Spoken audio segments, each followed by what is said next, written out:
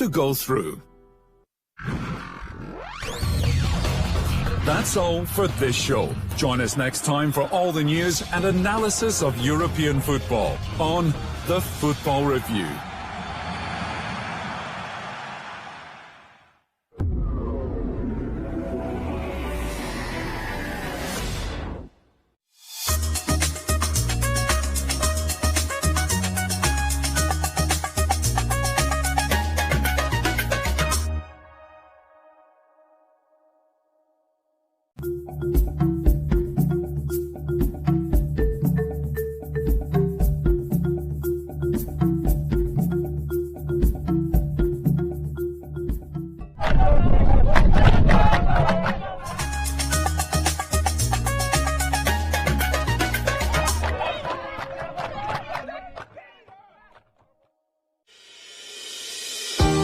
International University of Management, a Namibian university dedicated to its people's future, a hub of abundant opportunities. We are IUF for life. We are IUF.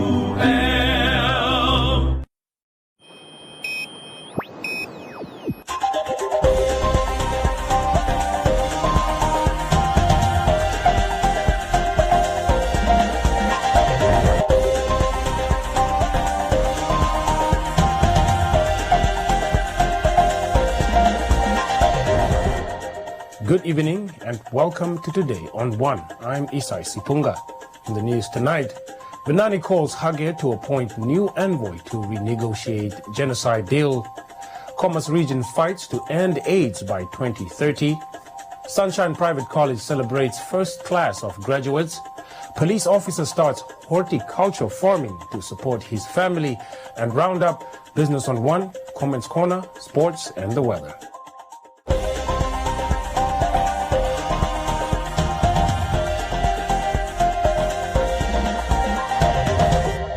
Now for the news in detail. The leader of the Popular Democratic Movement has urged President Hage Geingob to appoint a new envoy to lead the genocide negotiations between Namibia and Germany.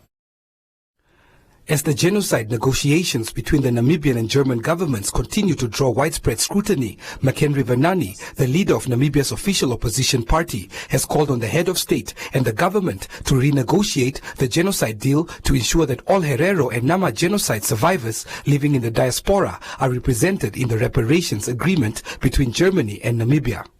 To this end, we are calling on the German authorities to rise above pettiness and to improve the text of the joint declaration, because the text must speak unequivocal.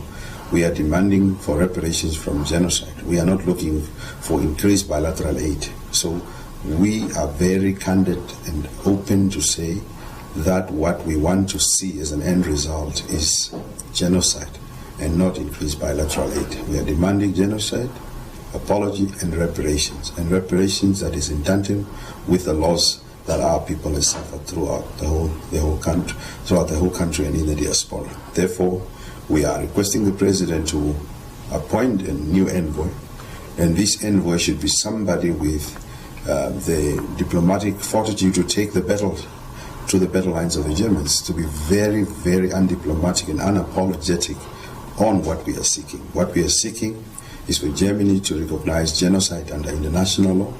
We are seeking for reparation, we are seeking for an apology, and we want communities that are affected directly and indirectly to be able to have a say on the negotiations, on the table of those negotiations. And that is our position going forward.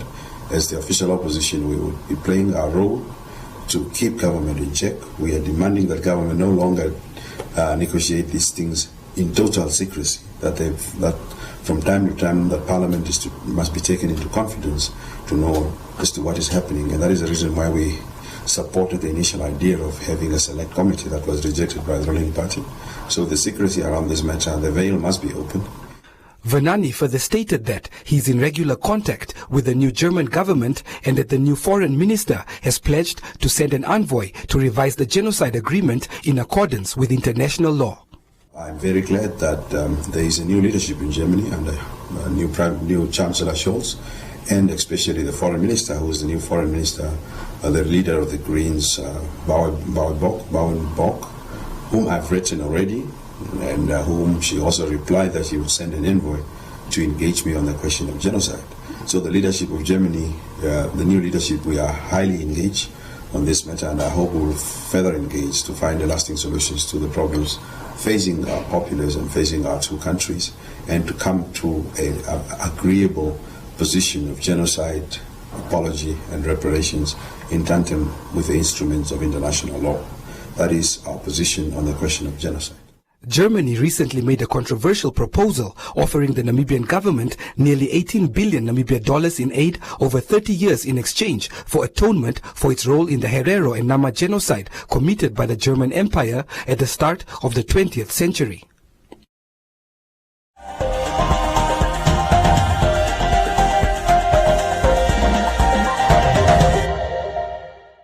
Namibia will conduct the 4th Population and Housing Census in August 2022. To find out more, tune into the social media broadcast of the 5th Conversations with the NSA show on Thursday, the 9th of December, as from 11 a.m. on all the One Africa TV, 99 FM and NSA social media pages. The Population and Housing Census 2021. Play your part. Be counted. Enjoy a season of character savings at Pep. Tees or vests, just $39.99. Want more adventure? Bring it home with character bedding, an incredible $149.99 per set. Character backpacks, only $54.99. Lowest prices means more festive fun. Life's better with Pep. Nothing is too good for my daughter. Now here's the deal, Nambi. There's no playing around with other boys before your wedding. Do you understand me? It's the most important day of your life. Nambi, baby, you have a face like a beautiful person. I got you this Virgin Mary necklace to protect your innocence.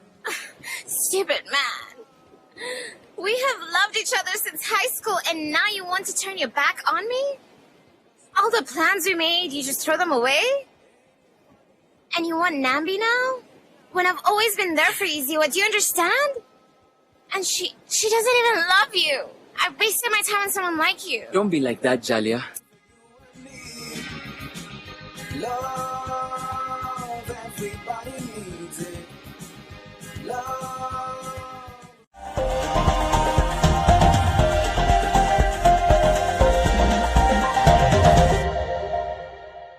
The Commerce Health Directorate at the recent Regional AIDS Coordinating Committee meeting revealed that Namibia as a country is doing well in terms of HIV viral suppression.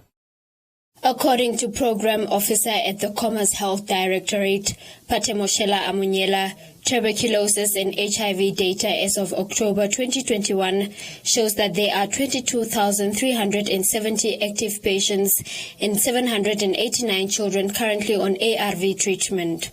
TB cases to date are 898 with treatment success rates at 85%, targeted to be at 90%. Amunyela adds that HIV testing and counseling services are at 100% coverage at all health facilities in the region, with antiretroviral and elimination from mother-to-child transmissions at 100%. The death rate due to TB is 7%, and the drug resistance, which means patients that are not reacting to the susceptible TB treatment, the initiative, the first treatment that we are giving to patients, they are now standing at 56%. Those are the ones that are notified this year, but we have quite a cumulative number of them. The EMTCT, as I mentioned, we are currently standing at 98% of HIV-exposed infants that are testing negative. And as the patients that are on community adherence groups are at 800, we are doing quite well as a region. Achievements, all facilities have trained staff that can offer TB HIV services. There is a good relationship between stakeholders and the Ministry of Health and other line ministries. Kapra Health Center is operating 24 hours. That's a big achievement in the region. We have community adherence clubs, as I said, or groups, and we are also doing home deliveries of ART to patients, and we are implementing the multi-month dispensing to decongest the health facilities and prevent the transmission of COVID-19 at the facilities.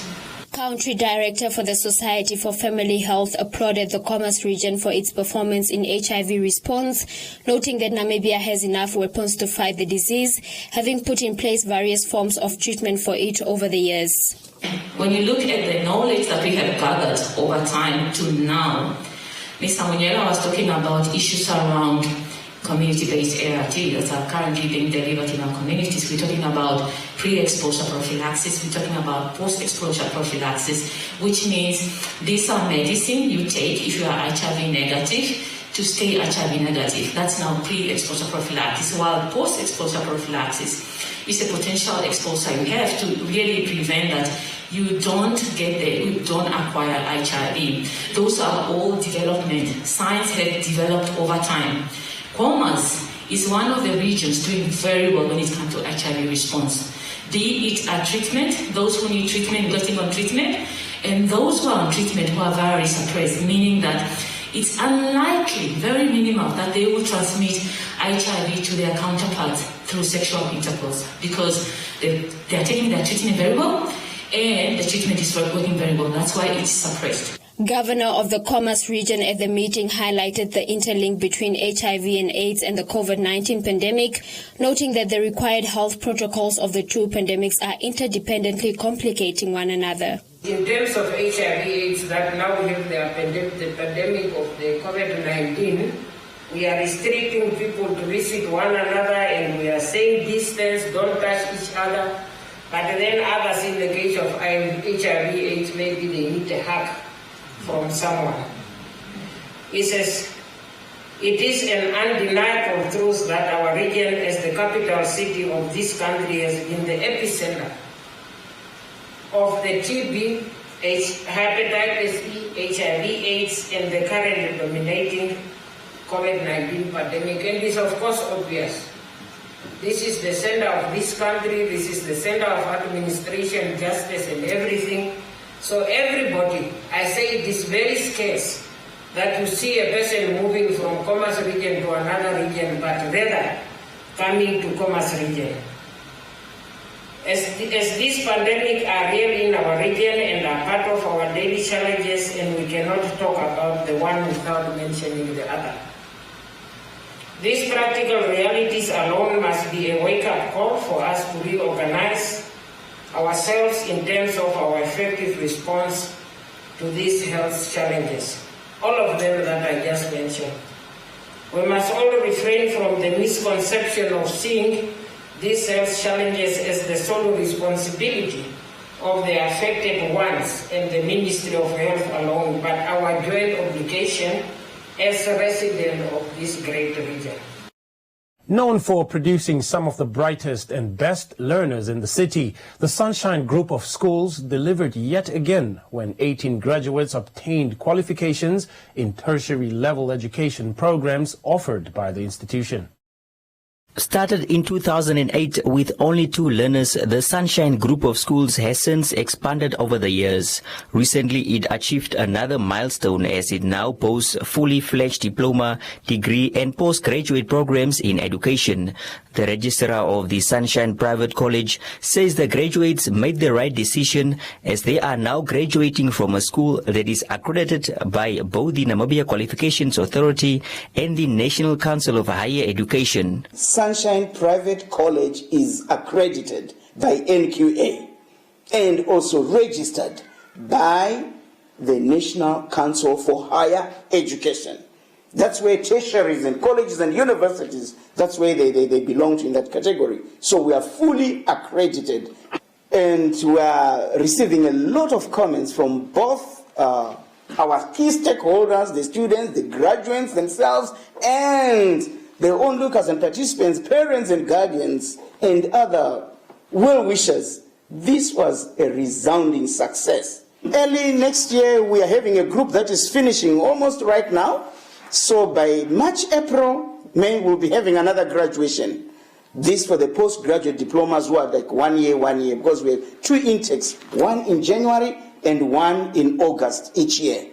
The guest of honor at the occasion was the Deputy Minister of Gender Equality, Poverty Eradication and Social Welfare, Bernadette Jager. The principal and director said the institution will continue to grow and persevere with its academic staff. Sunshine Group of Schools is now a one-stop learning center where we start from the kindergarten, grade 1 to 7, grade 8 to 11, and tertiary. So Sunshine Group of Schools is there for the education of their children. We are not joking, we are pressing on the upward way, and we really need quality. I think. Kangira further assured the public that they will strive to keep abreast with trends in the education sector, in particular digital technologies, and offering programs that are relevant to meet new challenges.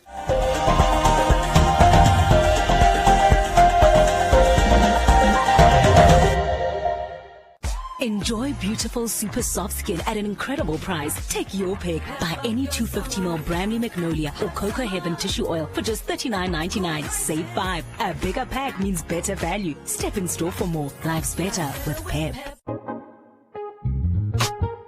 Every Saturday at 7 p.m., you can stay true to Namibia sounds with a Valentine's True Music Sessions. Only on 99 FM. Stay tuned. Stay true. There's no wrong way. Valentine's. Not for sale to persons under the age of 18. Drink responsibly.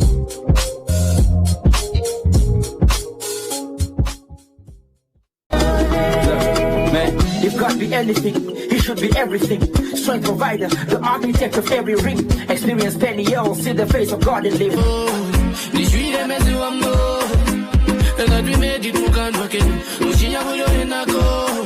I pray to God for my enemy.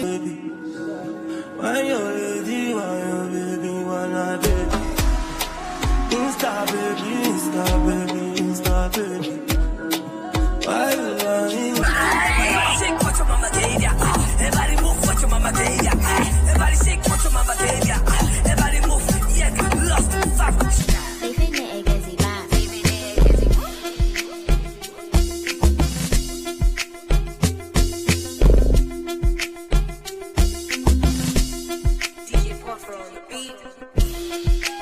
You are now watching the V10 Countdown.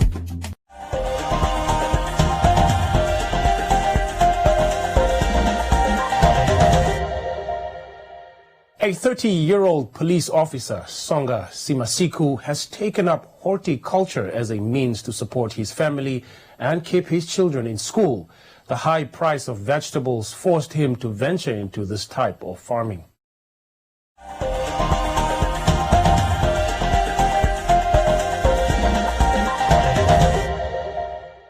I started being in this type of farming, which is horticulture. I started in 2017.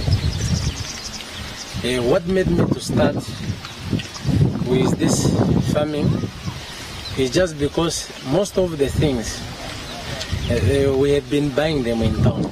So it was so expensive for us to be buying certain things like vegetables, which are tomatoes, spinach, onions. So everything had become so expensive. So I started on a small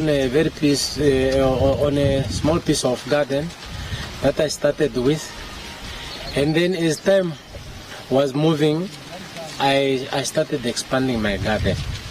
So the main thing that have really encouraged me is just because things have become so expensive, and most of the things that I sell have really helped me to pay some of my school fees for my kids, even for my relatives, and I have managed to settle some of the things that were troubling me in life. So that's why I'm very much encouraged in this type of farming, which is horticulture. Growing vegetables such as spinach, cabbage, tomatoes and onions, Simasiko says he does however have issues with birds, elephants and goats destroying his maize. For irrigation, he makes use of a borehole as he cannot afford to upgrade to a modern irrigation system. Carrying buckets of water can sometimes be tiring for Simasuku as it gets very hot during the day. The horticulture farmer gets assistance from locals in the village, whom he also gives training so they can start their own gardens.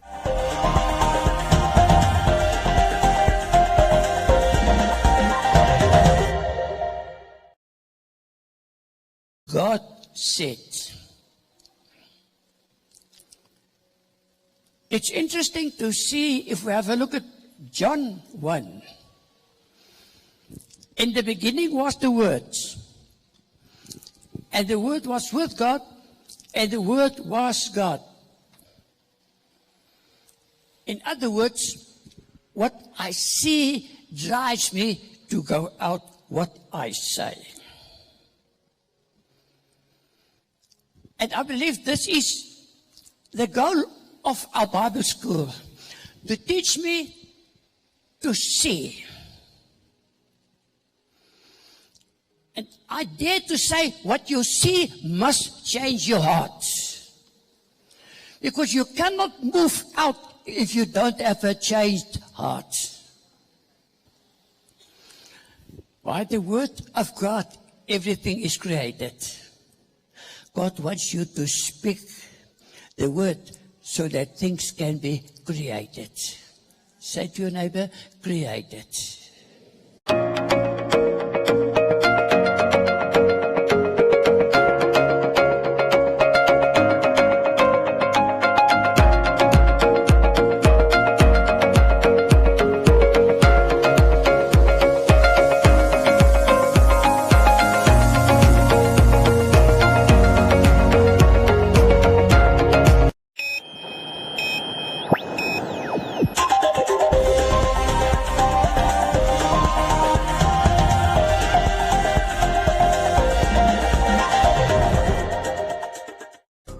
In other leading stories, the Bank of Namibia welcomes the reappointment of Mr. Johannes Gamagab as the governor appointed by His Excellency President Hage Geingob in terms of Article 32(4)(b)(bb) of the Namibian Constitution for a 5-year term.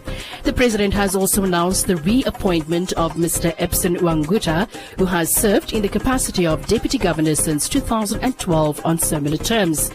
In a first for the country, Ms. Leonie Dunn, a formidable advocate against financial crime, has been appointed as the second Deputy Governor of the bank, the first female to serve in this capacity.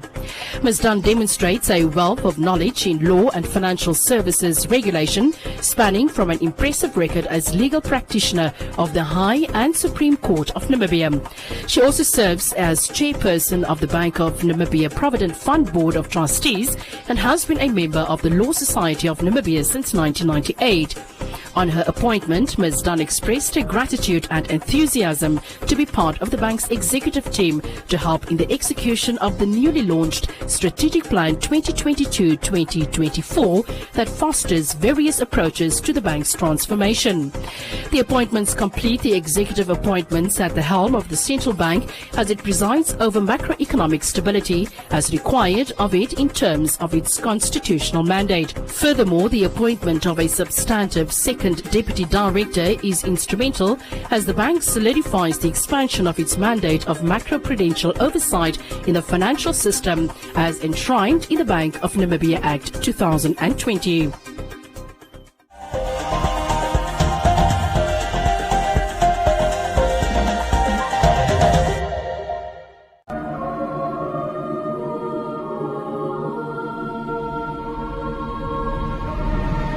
You can be tempted to become bitter and cynical. You're tempted. You're not there yet.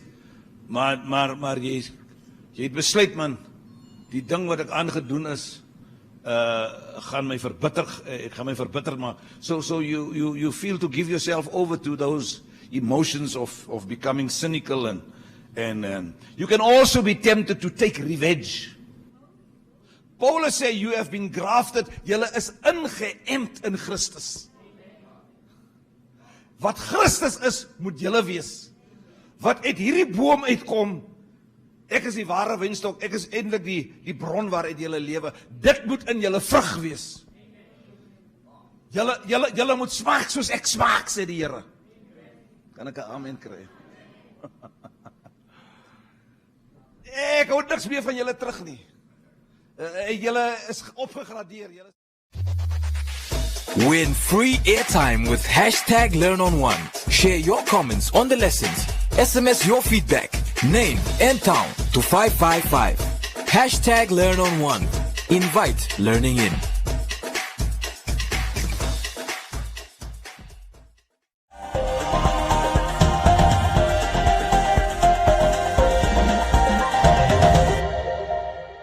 Up next is Joseph Shifeni with today's Business on One and economic indicators. Business on One is proudly brought to you by the Government Institutions Pension Fund. Welcome to Business on One. I'm Joseph Shifeni. After 8 fuel price increments were recorded this year, the effects of these adjustments have been felt by consumers throughout society. The chairperson of the Economic and Social Justice Trust has expressed concern that this will have an impact on poorer households and not just the transport sector. Earlier this month, the Transportation Board of Namibia approved the increase for taxi and bus fares, a move that followed another fuel price increase. The chairperson for the Economic and Social Justice Trust, Herbert Jauch, says the ripple effect that this will have on poorer households is dire, as it comes at a time when unemployment is on the rise and a decline in income for many. That is not only a cost for people who have cars. That cost gets translated into higher taxi rates and fares. So anybody moving around anywhere in Namibia, also with public transport, is affected by it. Secondly, the higher petrol prices is converted into consumer goods. Those imported consumer goods that are transported by trucks, mostly from South Africa into Namibia, they simply adjust their prices to compensate for the additional costs caused by higher petrol prices. And once more, it's the consumers then that are directly hit. And that affects even items that are absolutely essential, on which poor households spend the bulk of their money, on food items, food-related items. When they are imported, when they are transported long distances, and the transport costs rise by 40% due to the petrol price increases, then that will be translated into increased prices for those food items. And so you have a situation where most Namibian households are now squeezed from two ends. The one end is less available income, higher unemployment rate, no adjustments, and the other end is the increase in prices of also essential consumer goods that you just can't do without. You can't simply say, well, now I stop eating because the prices have risen. The Mines and Energy Ministry maintains that the increase is the result of external market factors that they have no control over, adding that government too is affected by the rise in prices. The ministry is fully concerned of what the public is going through. In fact, everyone in the economy, even the people who are making these decisions, they are feeling the pain when they go to the pumps. People say no because of government, but government also has a budget. When government goes to the fuel pumps, government also has to use money to fill up these vehicles. So everyone in the economy, whether it's now the private consumer, whether it's a business person, whether it's the government, whether it's a foreigner who's in Namibia, everybody is affected by these increases.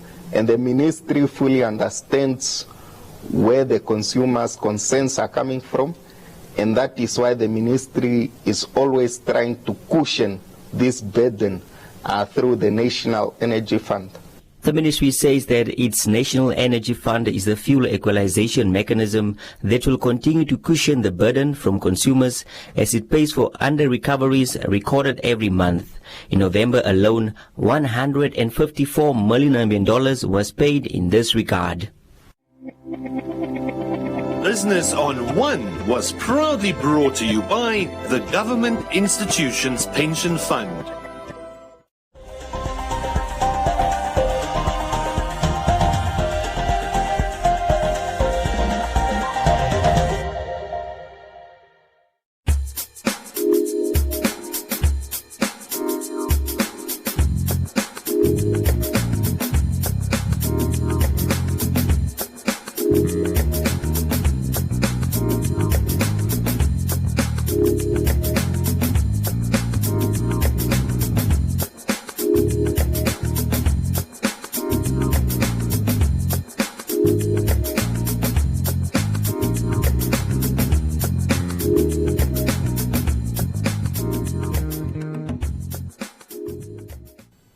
And that is all we have for you. Be sure to follow us on our social media pages for more on the business front.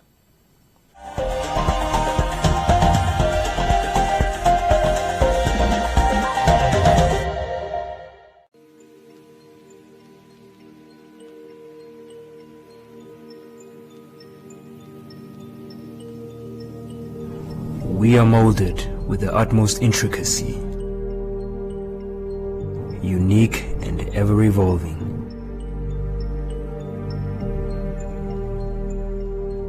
But we will always need a guiding hand.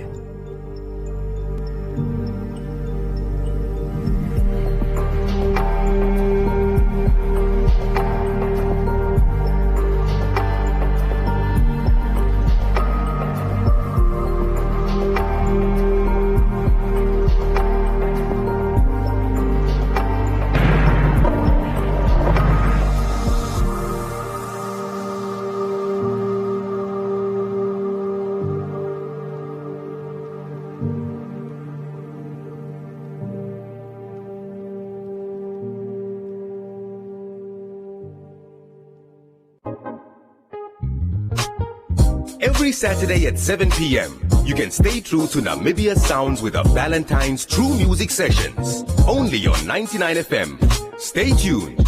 Stay true. There's no wrong way. Valentine's. Not for sale to persons under the age of 18. Drink responsibly.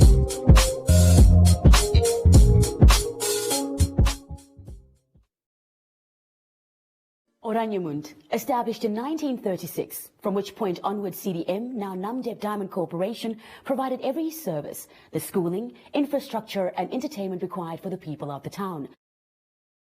The winds of change is blowing over Oranjemund, which is no longer a closed town. This ship was commandeered by King Charles III, and he actually sent a knight to Spain to go and fetch some money from investors, because they wanted to go and fetch some spices in India. When we were kids, the mine delivered milk, bread, and black paper, black plastic bags for your rubbish, and cleaned your garden, did the maintenance of your house. You had furniture already installed in your house.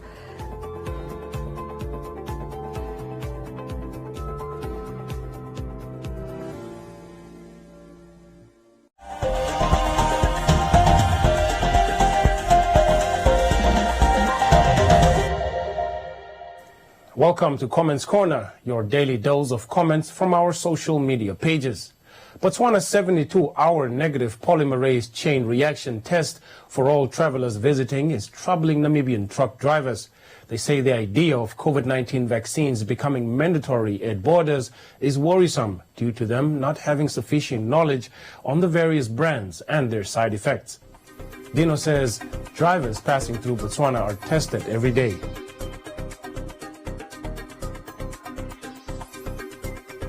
Matthias notes that Botswana should not act like Israeli and Palestinian governments.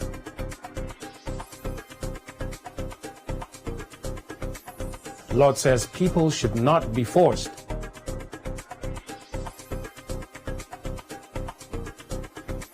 While Lasterhorn notes that Namibia depends on other countries importing almost everything from South Africa, asking that the drivers just get tested.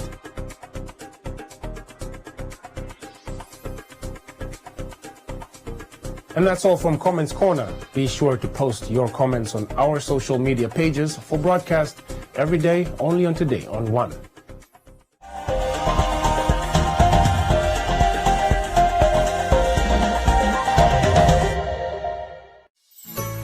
Hey kids, are you in primary school and want to get extra supplementary maths, English and science lessons? Then invite Learning In with One Africa TV's #LearnOn1 every weekday from 9 to 11 a.m. with repeats from 2 to 4 p.m. And thanks to NMH's MyZone, these lessons are 100% Namibian. There's so much to learn with #LearnOn1. Invite Learning In.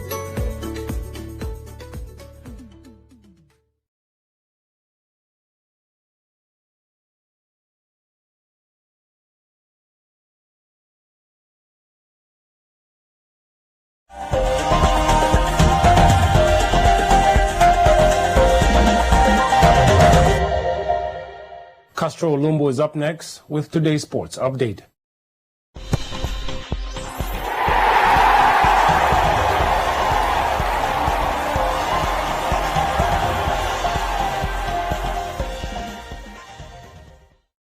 Welcome to Sports on One. I'm your host Castro Ulumbu. The Ramblers Academy and Worldwide Scholarships recently announced their partnership and launch of the International Soccer Academy in Namibia. Today on One Sports has more on this story. An incredibly high level of promising football talent identified in Namibia has prompted one of the world's leading football academies to begin the establishment of a permanent talent scouting and development structure in the country. I'm so excited to speak to you today in celebration of our new relationship with the Ramblers family. Worldwide Scholarships has been in operation for over 20 years across the African continent, linking talent with opportunities. So for us, this opportunity has become something that is so momentous with the linking of talent from Namibia and the development of talent. As we partner and hold hands with Ramblers, the idea is to develop your youngsters, to develop the talent that they have, and to link them with opportunities. So what are the opportunities that Worldwide Scholarships has available? First and foremost, every child, I believe, no matter what, needs to have an education. Worldwide Scholarships is known all across Africa for linking youngsters with talented scholarship opportunities worldwide. In addition to that, we have now got incredible links in Europe, which will enable a youngster from Namibia to be able to take their talent to Europe immediately through our contacts and through our links. Worldwide Scholarships hosted its first African Italia Soccer Showcase earlier this year. These trials saw 8 young footballers identified as potential candidates for European trials and 35 identified as potential candidates for scholarship opportunities with universities and colleges in the USA. Maraire further states that the talent has always been there, but with this partnership, the country's young athletes will have a much better chance of making it to the world's top professional leagues. And that is all we had for you tonight. Join us again tomorrow for Sports on One, and don't forget to follow us on our social media pages.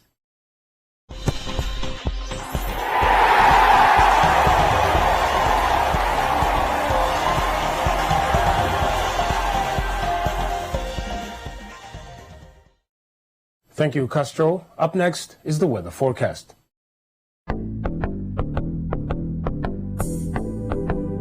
A look at the weather forecast. The Namibia interior is sunny and hot to very hot in the Clutters region. Elsewhere, partly cloudy and hot to very hot with a few to isolated thunder showers over the central northern regions, the northeast and east. Windy weather will prevail in the interior. The coast partly cloudy and mild to warm, and the wind light southwesterly at first, becoming fresh to strong southerly in the south later. Now we'll look at minimum and maximum temperatures across the country and beyond.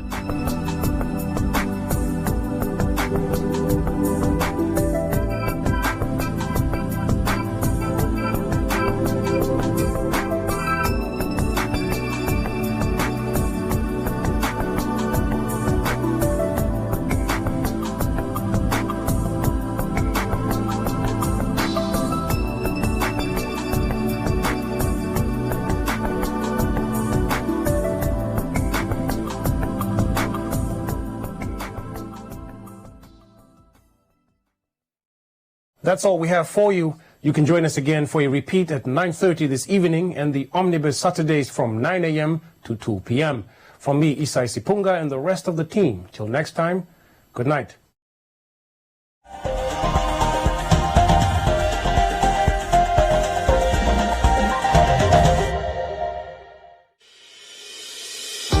The International University of Management, a Namibian university dedicated to its people's future, a hub of abundant opportunities. We are IUM for life. We are IUM.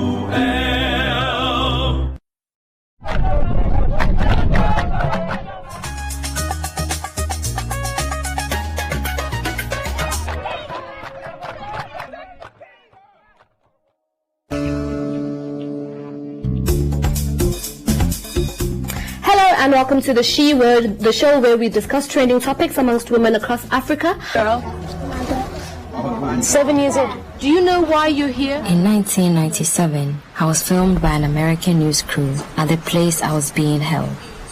A shrine run by a priest dedicated to the worship of deities. I was labeled a Chukoshi, a wife of the gods, paying for a crime committed by a family member. Okay, the purpose of sharing my story was to say, you know, you may have gone through something, a traumatic experience. You are still able to have life. You have life. You can live life. You can contribute to society, and that's what it should be about. It's not more. It's not really about like victimizing because I honestly don't like watching it. Many countries that have passed their first peak of COVID-19 are experiencing a second rise in cases. Is this a second wave of infections, and could even more waves lie ahead? Previous pandemics might give us a clue. The 1918 Spanish flu was the most deadly pandemic in modern history. It killed at least 50 million people. Its second wave was the most deadly by far, killing millions more than the first and third.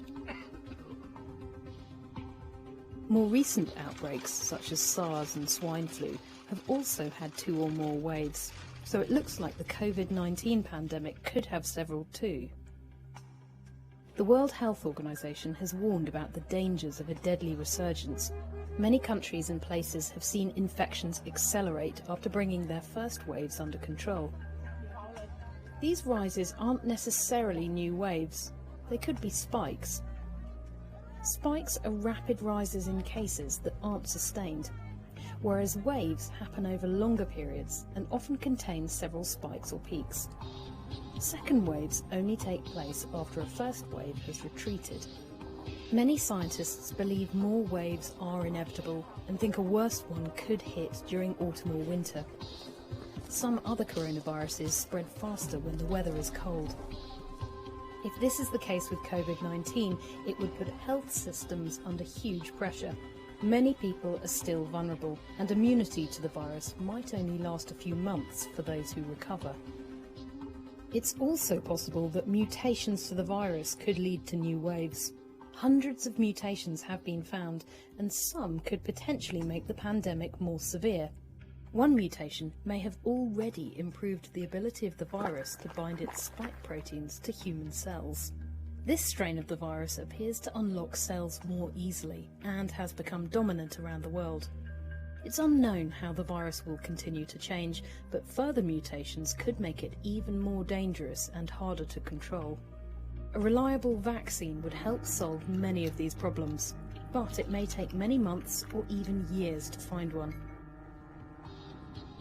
Until then, we all need to make long-term lifestyle changes to protect ourselves from further waves. How are you learning to live in a world with COVID-19?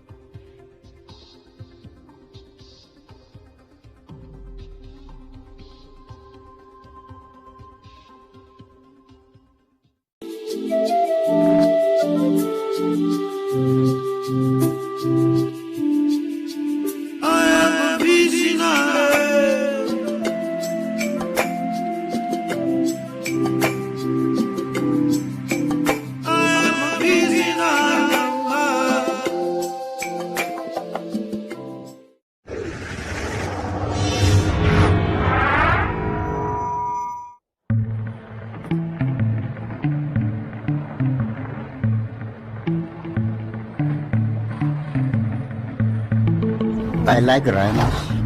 I like them very much. Future here in this area is depending on the tourism.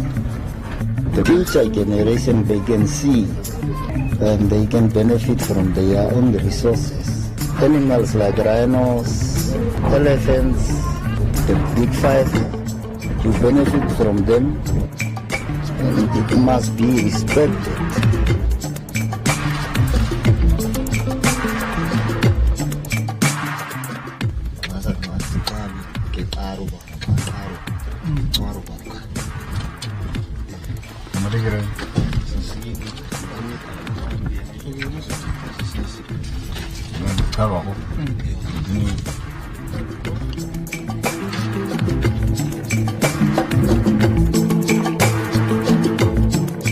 You are not feeding the rhinos, you are not giving them order, so it's a free business.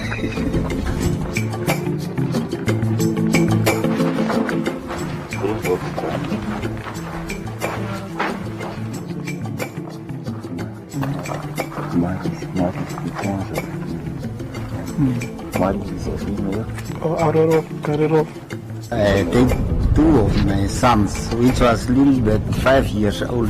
They were young guys. So they asked me questions. Why are we here? Why are we sleeping here? I told them this is our resources and this is our future.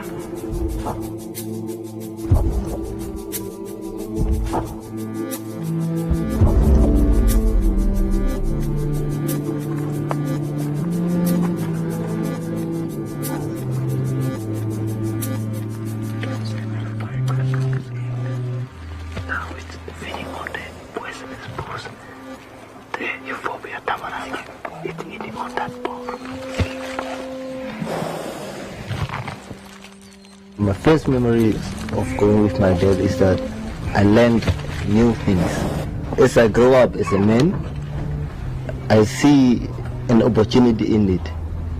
So I decided to look for a job pertaining to tourism. So that's when I was employed at Palamba. So I decided to go for tour guide studies because I grew up with the tourism industry, the wildlife, the rhinos and everything, to bring that experience to the tourists. You can see the hyena. The biggest change is I was employed, getting paid, and also I can now support my family.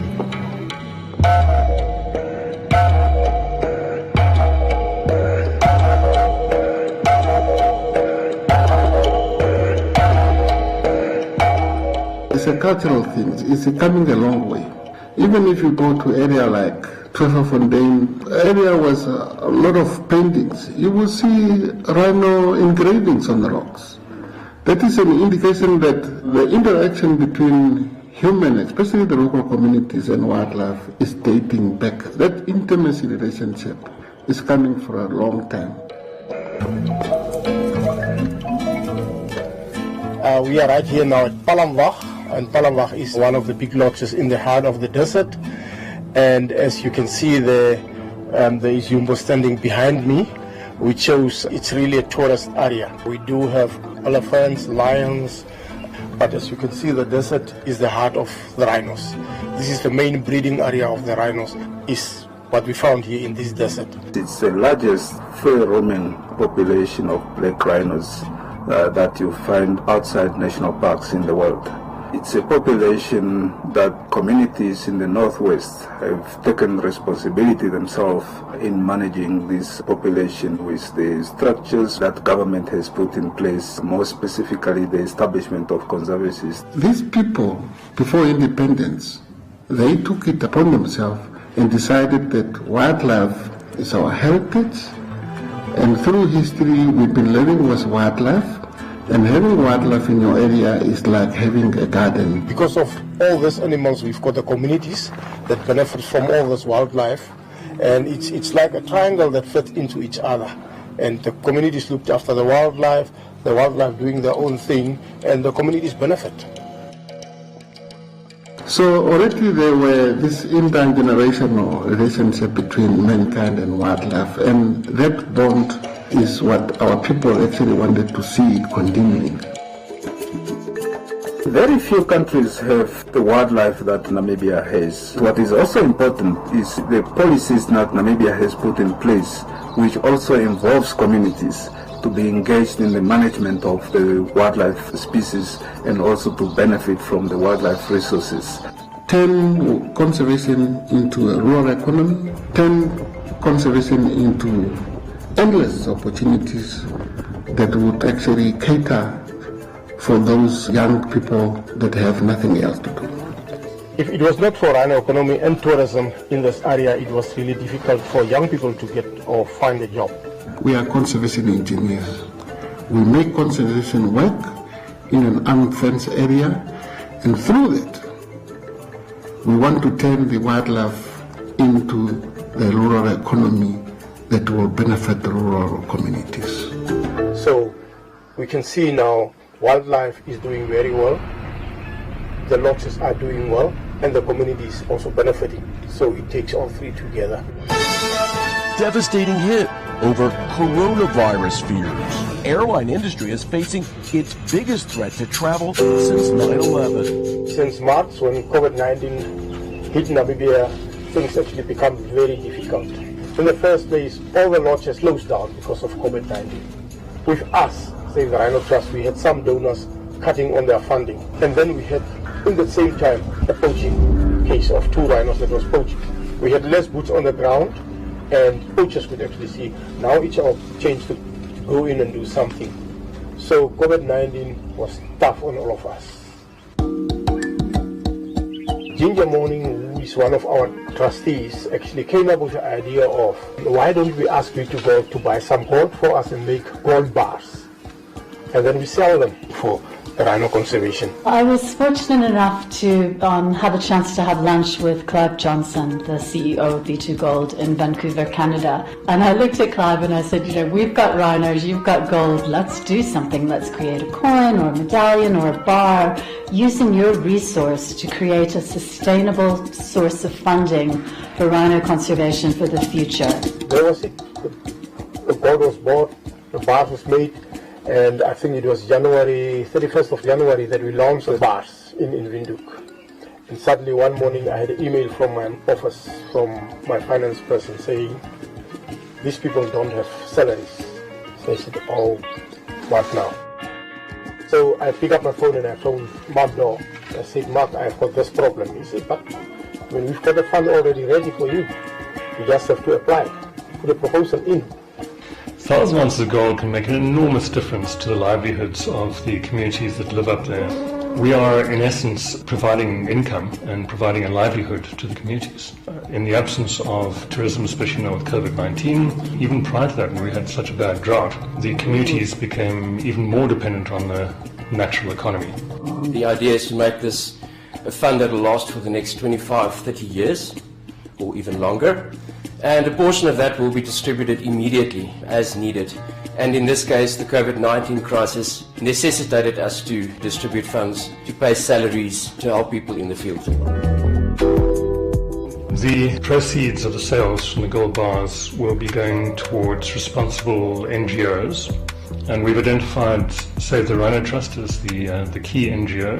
And IRDNC, one of the first organizations that was in the Northwest, Integrated Rural Development and Nature Conservation, so that ultimately the funds go to the communities and various aspects of their war on poaching. To be able to support those hardworking men and women that are always in the front line between the poachers and the rhinos. If it was not for B2 Gold and the golden bars, I think by now we should have been in big trouble. By extracting the gold, you reinvest it in other renewable resources. The gold that's coming out from the ground is actually protecting the wildlife that's working on the ground, which is a very good symbol for the others.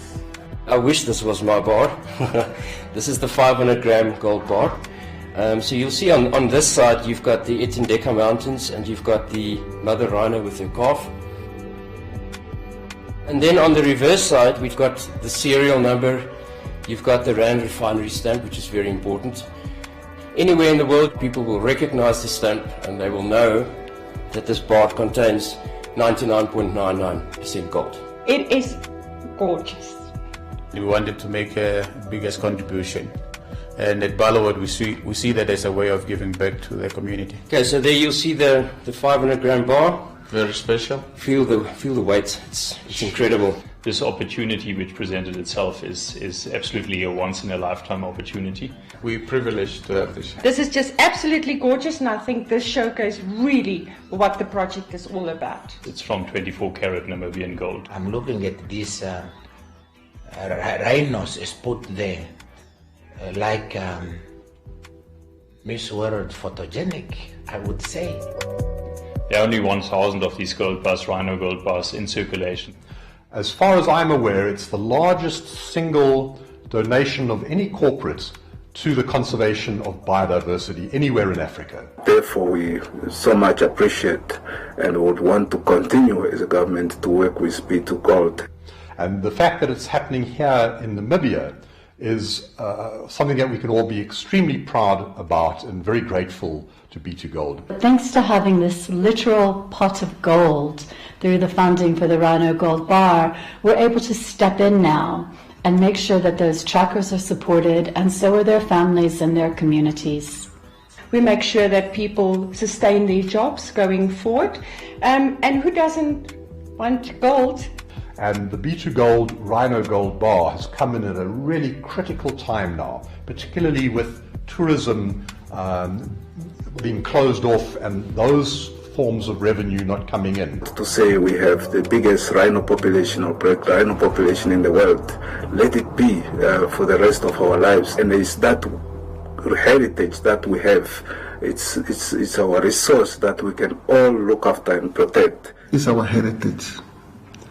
And it's also good that other people like B2 Gold are also seeing it that way.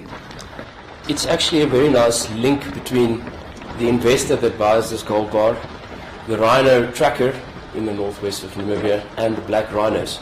It's an intergenerational thing. The rhino trackers teach their children how to track rhinos, their children get taught, and so it flows down. This is something that I want my children to have, and that we leave a little bit of a B2 Gold legacy. And if I can be part of that as part of my family, I'd be very proud. It can also become an inheritance for the generations of my own clan.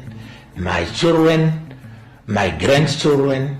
If we can bring that passion over to future generations and to hand that over to my children, and I hope that that same passion for conservation gets migrated over to my kids. And what we've done together is create a sustainable source of funding that should outlive all of us. You know, I think as far as B2 Gold is concerned, we couldn't have chosen a better target in which to put our efforts as far as the environmental and conservation pillar is concerned. And I want to stress there that the money that's going towards environment and conservation is actually going towards the people. Rhino is for all of us, whether you are in Canada, whether you are in Vancouver, whether you are in the US. If you really want to see conservation at play with rural communities, I therefore humbly request each and everyone to join us on our Rhino tour and have a wonderful experience. This is what keeps rhinos on this planet. I've done rhino trekking experience. It was just amazing walking in that landscape of the Kunene. And as we followed them, we could now find rhinos with the calf. We got the closest distance we could. It's a warning sign. And it was just amazing and lovely, something to experience that Namibia can offer.